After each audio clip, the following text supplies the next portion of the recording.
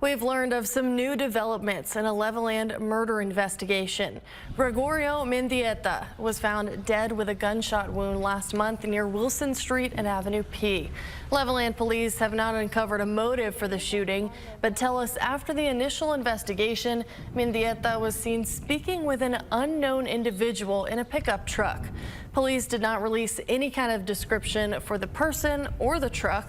If you have any information in this case, call the Levelland Police Department. We have that number for you at kcbd.com.